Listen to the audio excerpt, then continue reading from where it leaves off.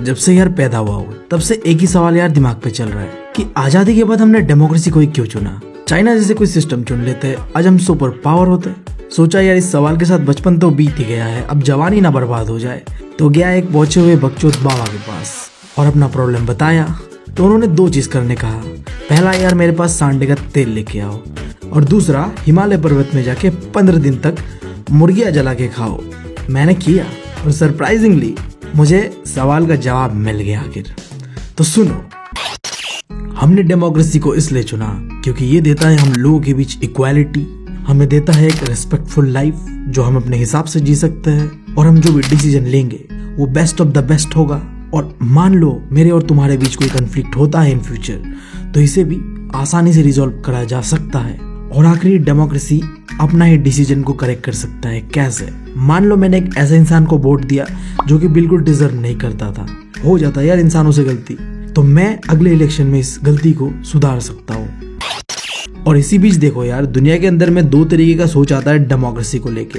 कुछ लोग तो ऐसे थे जो डेमोक्रेसी को पूरी तरीके से सपोर्ट कर रहे थे, बट कुछ लोग ऐसे भी थे जो डेमोक्रेसी से बहुत नाराज थे, नाखुश थे।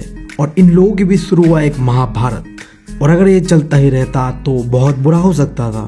तो इसीलिए दुनिया भर के जितने भी बड़े बड़े सोशल साइंटिस्ट थे वो आए, इकट्ठा मिले, बहुत लंबा डिस्कशन चलता है, और फाइनल कंक्लूजन में ये निकलता है कि भाई साहब, अगर तुम डेमोक्रेसी को चुनते हो तो इससे तुम्हें क्या मिलेगा। इस सवाल का जवाब हमने ढूंढ निकाला है, आउटकम्स ऑफ डेमोक्रेसी। यानी कि अगर तुम चुनते हो डेमोक्रेसी तो तुम्हें क्या मिलेगा। बीबी, शायद ना हलवा या बिरयानी मिल सकता है, हमें क्या कहते हो? नहीं, मैं यहाँ बिरयानी हलवा का बात नहीं कर रहा।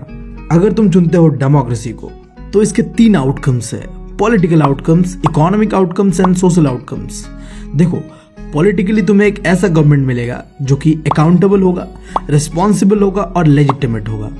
अब ये तीनों है क्या, थोड़ा आसान शब्दों में समझ लेते हैं। अकाउंटेबल गवर्नमेंट यानी कि एक ऐसा गवर्नमेंट जो कोई भी डिसीजन लेता है वो लोगों को ध्यान में रख के ही लेगा।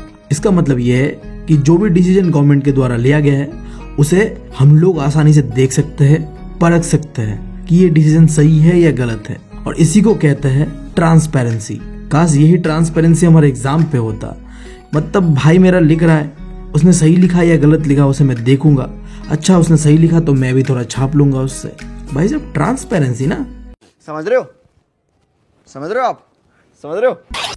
फिर यार रेस्पॉन्सिबल गवर्नमेंट यानी कि एक ऐसा गवर्नमेंट जो हमारे बातों को सुने, हमारा जो भी डिमांड है उसे सुने और उसे पूरा करे। बट इन प्रैक्टिकल ऐसा होता नहीं है डेमोक्रेसी में। डेमोक्रेसी हमेशा हमारे डिमांड्स को इग्नोर करता है। फिर भी यार मैं तुम्हें कहूंगा कि डेमोक्रेसी को ही चुनना, एटलीस्ट ये नॉन डेमोक्रेसी से तो बेटर ही है। अगर नहीं भी सुनेंगे, प्रोटेस्ट करेंगे जाके, तब तो सुनेंगे ना। तुम यार नॉन डेमोक्रेसी में जाके प्रोटेस्ट करोगे ना, कंट्रीज लाइक सऊदी अरेबिया, तुम जो प्रोटेस्ट करने के लिए झंडा उठाओगे ना हाथ से, वो हाथी काट देंगे साले। फिर यार करते रहना प्रोटेस्ट। फिर यार लेजिटिमेट गवर्नमेंट यानी कि जो हमारा गवर्नमेंट है उसे हम लोगों ने चुना है, हम लोगों के द्वारा इलेक्ट किया गया है। हाँ, ये हो सकता है कि इस गवर्नमेंट में लाखों बुराइयां हैं, ये स्लो है, ये इनइफेक्टिव है, ये हमेशा रिस्पॉन्सिव नहीं है, करप्टेड है, बट फिर भी हमारा है। जैसा भी है, जो भी है, हमारा है।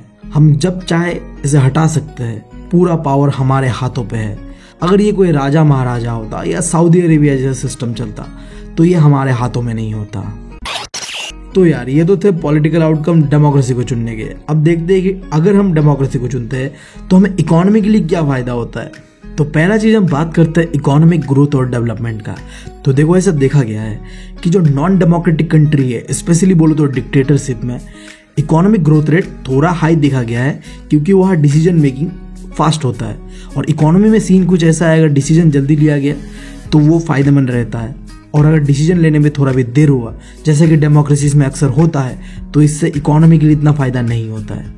बट क्या हम डेमोक्रेसीज को छोड़ के नॉन डेमोक्रेसीज को इसलिए चॉइस करें क्योंकि यहाँ डिसीजन मेकिंग फास्ट होता है? नहीं यार, इकोनॉमिक ग्रोथ को सिर्फ एक फैक्टर नहीं नाप सकता है, मल्टीपल फैक्टर्स होता है, जैसे कि पॉपुलेशन, उस कंट्री में कितने रिसोर्सेस है, इस सारी चीज़ों को हम देखते हैं, फिर हम डिसाइड करते हैं कि यहाँ इकोनॉमिक ग्रोथ एंड डेवलपमेंट किस तरीके का है। इन चीज़ों को देखने के बाद मैं एक चीज़ तो तुम्हें कह सकता हूँ कि यार डेमोक्रेसी को चॉइस करो, क्योंकि हो सकता है डिसीजन स्लो लेता है बट इसके कई सारे और फायदे। जो फायदे तुम्हें नॉन डेमोक्रेसी में नहीं मिलने वाला, सीधी बात है।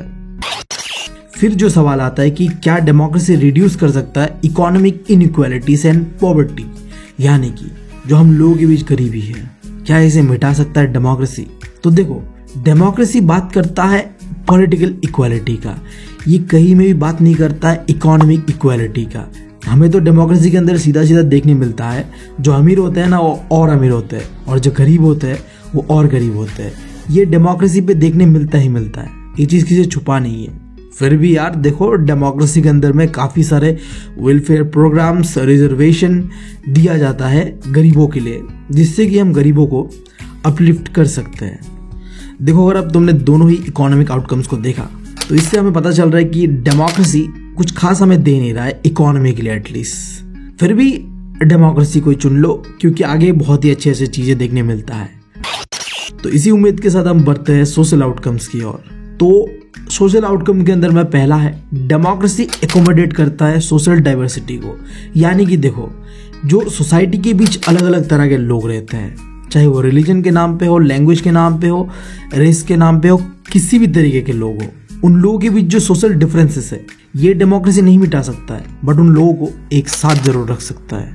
जिसका सीधा सीधा मतलब ये है कि डेमोक्रेसी जो भी सोसाइटी के बीच एक टेंशन रहता है ना कि यार तू हिंदू है मैं मुस्लिम हूँ, तो इस चीज़ों से तो एक टेंशन बनता है, ये चीज़ें रिड्यूस आसानी से करा जा सकता है।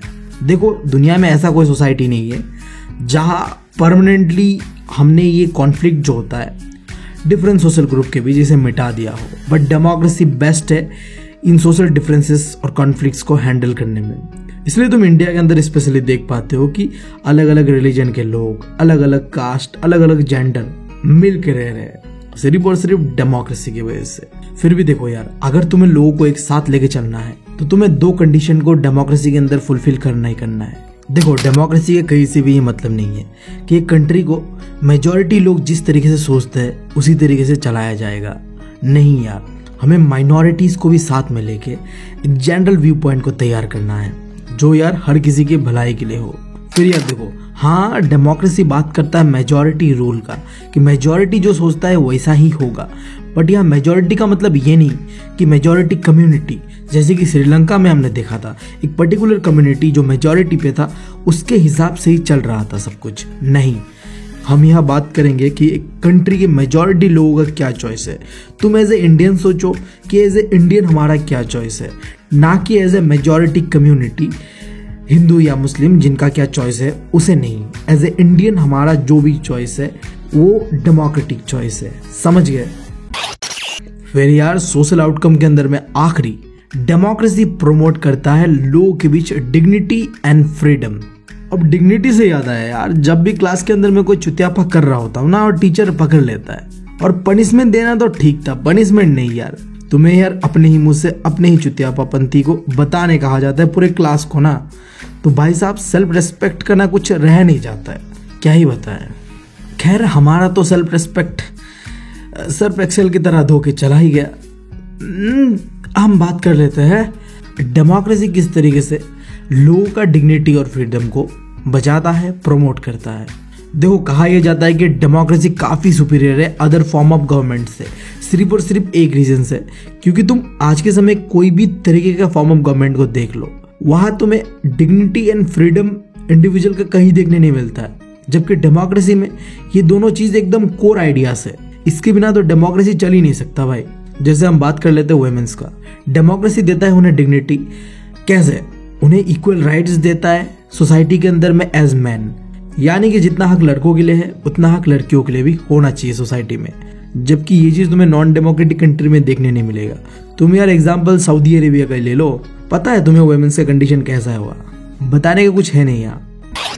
फिर यार देखो, इंडिया के अंदर में कुछ ऐसे लोग हैं जिनके साथ डिस्क्रिमिनेशन का एक लंबा हिस्ट्री रहा है, मतलब भाई साहब भयंकर लेवल का डिस्क्रिमिनेशन हुआ है उनके साथ। मैं बात कर रहा हूँ एससी कम्युनिटीज के साथ। ये जो कास्ट है ना एससी, या फिर तुम एसटी भी ले लो, यहीं पे इन लोगों के साथ एक लंबा हिस्ट्री था डिस्क्रिमिनेशन का।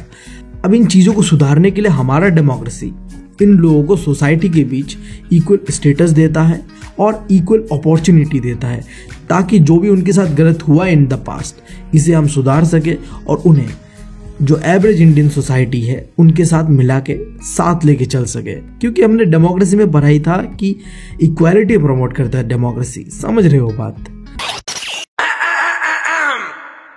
तो यार ये चैप्टर मैंने पूरा निपटा दिया है, उम्मीद है तुम लोगों को समझ आया होगा।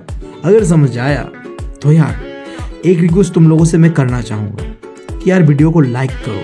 तुम लोग जब लाइक करते हो ना वीडियो को, तो यूट्यूब को समझ आता है कि वीडियो सही है, सही बंदे ने बनाया है और सही बंदे ने देखा भी है, और इसे और प्रमोट किया जाता है। देख ही रहे हो चैनल का हालत बहुत ही बुरा है।